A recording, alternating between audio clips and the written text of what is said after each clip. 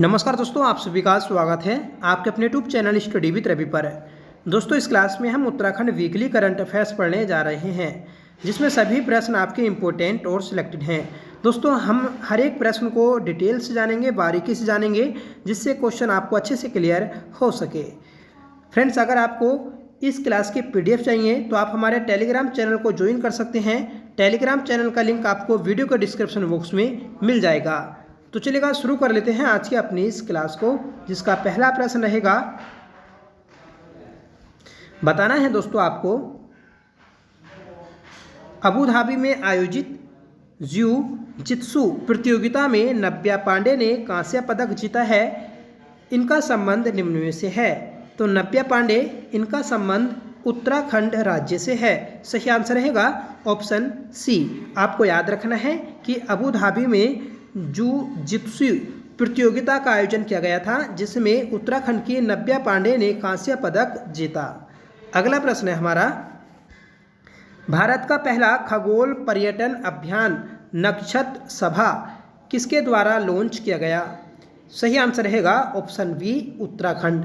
Very important question है, आपको याद रखना है कि भारत का पहला खगोल पर्यटन अभियान नक्षत्र सभा, ये दोस्तों उत्तराखंड राज्य के द्वारा लॉन्च किया गया है। डिटेल जानेंगे दोस्तों।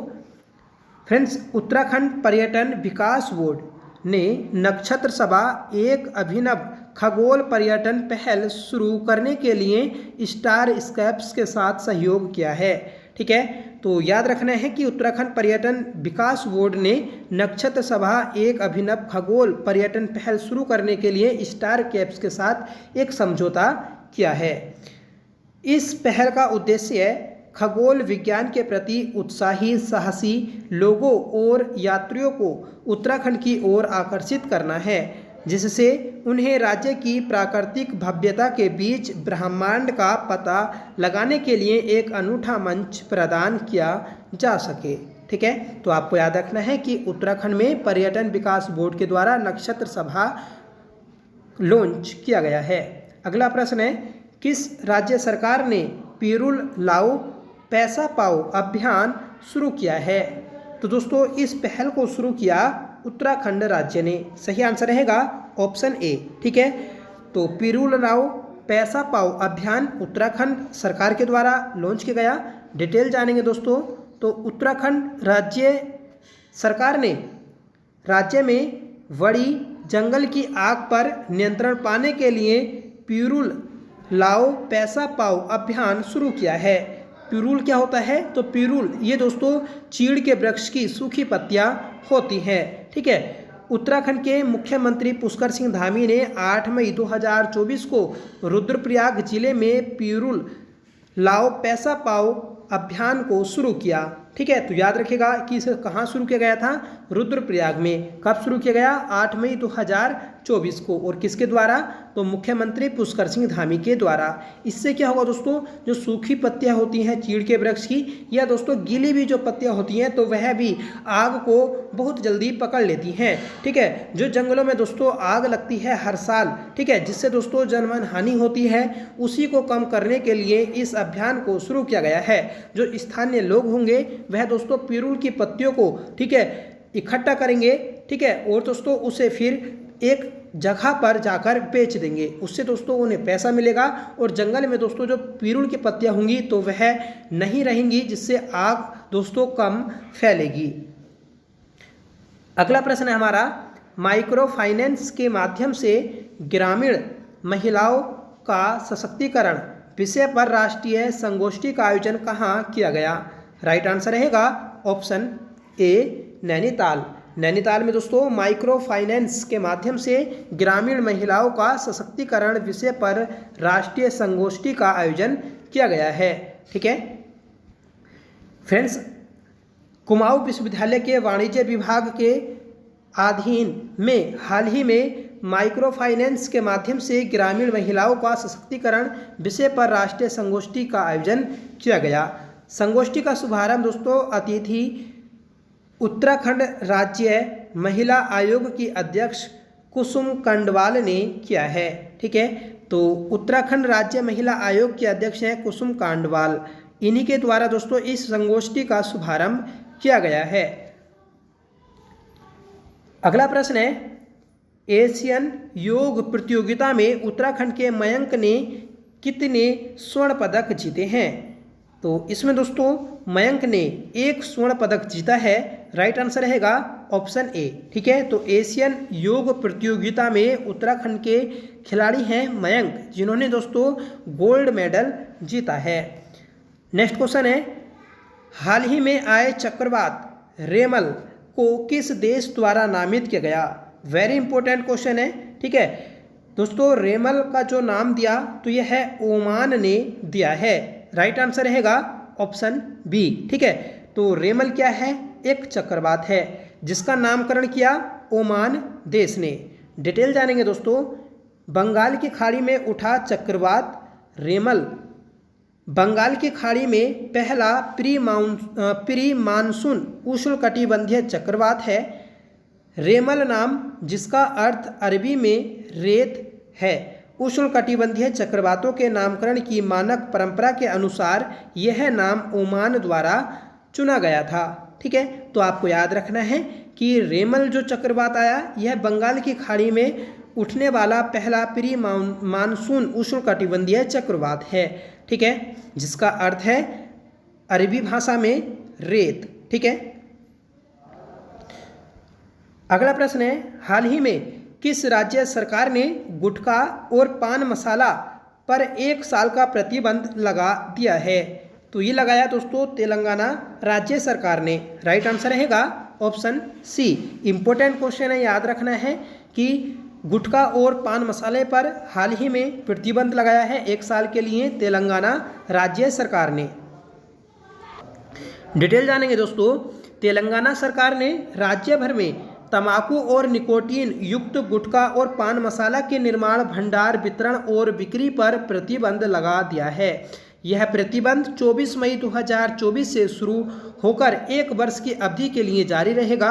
बता दें कि गुटखा और पान मसाला के सेवन से जुड़े गंभीर स्वास्थ्य जोखिमों को ध्यान में रखते हुए यह कदम उठाया गया है। नेक्स्ट क्वेश्चन है, हाल ही में परमाणु सुरक्षा पर अंतर्राष्ट्रीय सम्मेलन कहाँ आयोजित किया गया? तो ये आयोजित किया गया है दोस्तों वियना में। सही आंसर रहेगा ऑप्शन सी। ठीक है, तो 8वें प्रश्न का आंसर है हमारा ऑप्शन सी वियना। आपको याद रखना है कि परमाणु सुरक्षा पर अंतर्राष्ट्रीय सम्मेलन आईकॉन्स 2024 ये आयोजित किया गया वियना में। ठीक है, हाल ही में कजाकिस्तान और ऑस्ट्रेलिया की सह अध्यक्षता में आईकॉन्स 2024 के तत्वावधान में परमाणु सुरक्षा पर अंतर्राष्ट्रीय सम्मेलन international conference on nuclear security का आयोजन वियना में किया गया।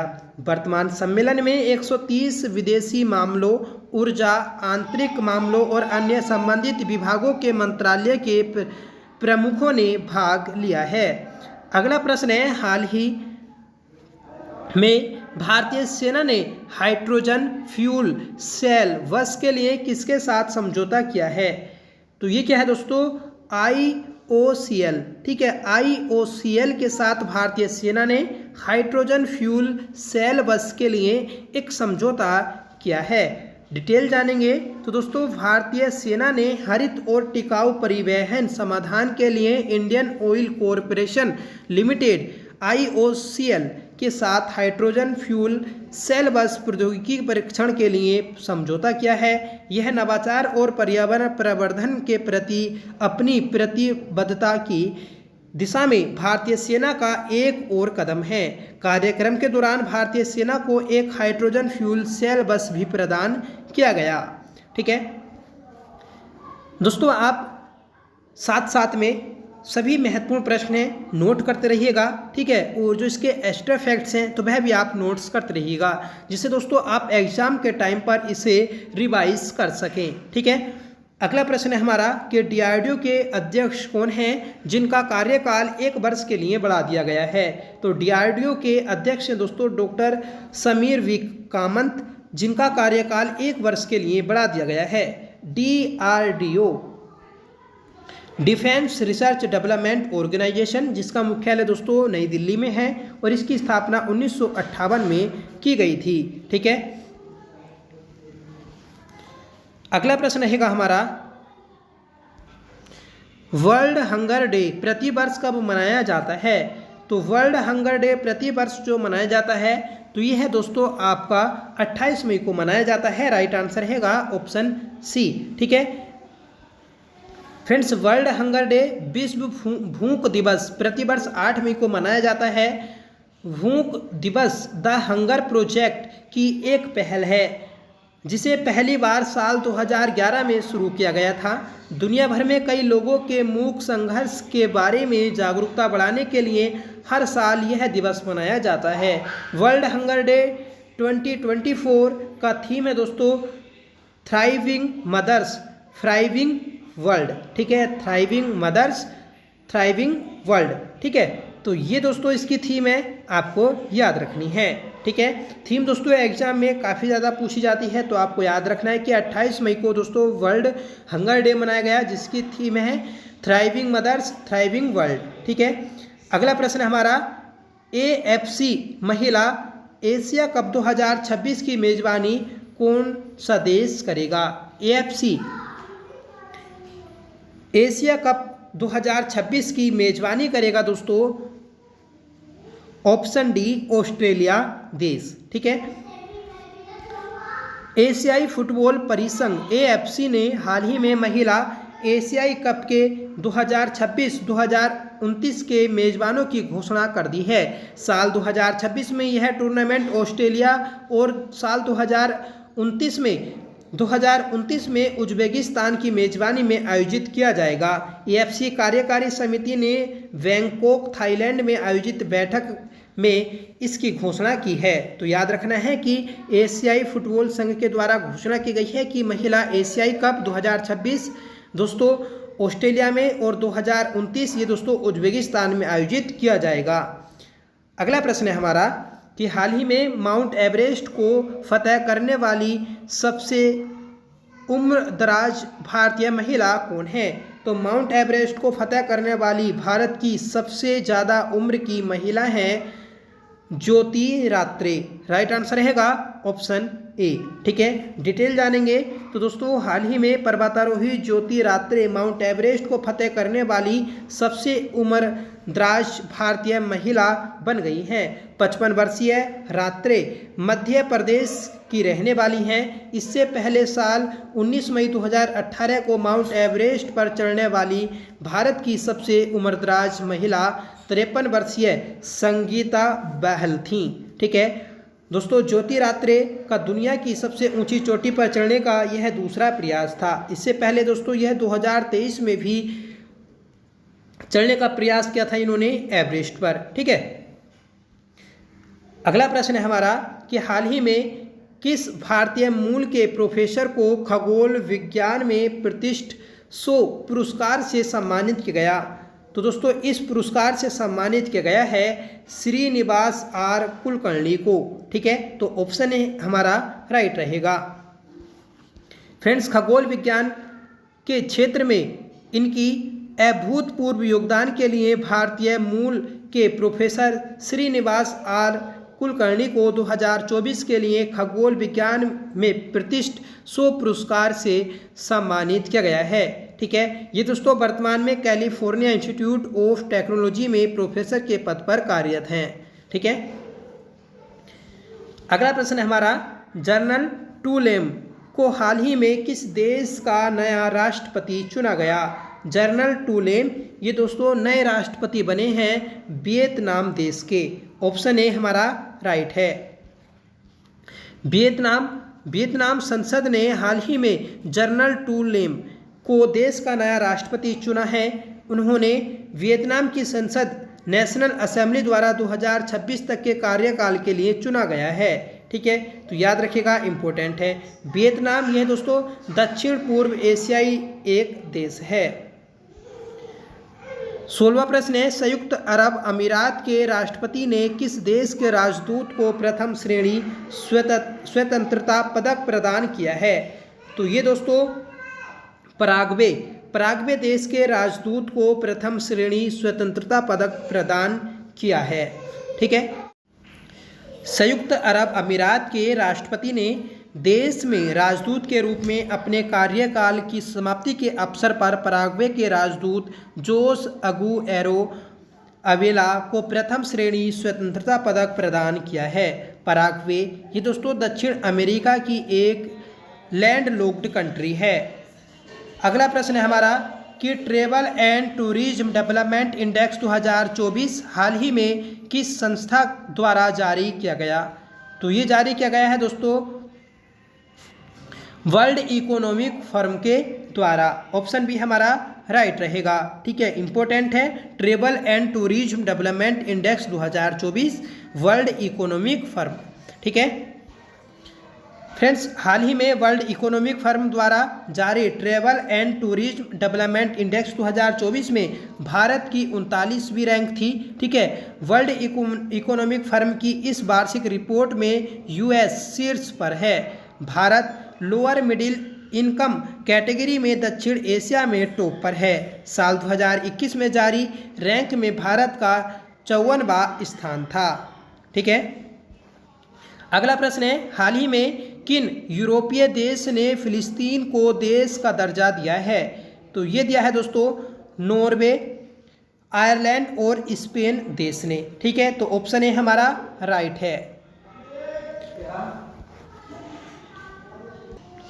अगला प्रश्न है कि विश्व पैरा एथलेटिक्स चैंपियनशिप में भारत की दीप्ति जीवन जी ने कौन सा पदक जीता है? तो सही आंसर रहेगा दोस्तों हमारा ऑप्शन ए स्वर्ण पदक। ठीक है, तो दोस्तों जो दीप्ति जीवन जी हैं इन्होंने विश्व पैरा एथलेटिक्स चैंपियनशिप में स्वर्ण पदक जीता है।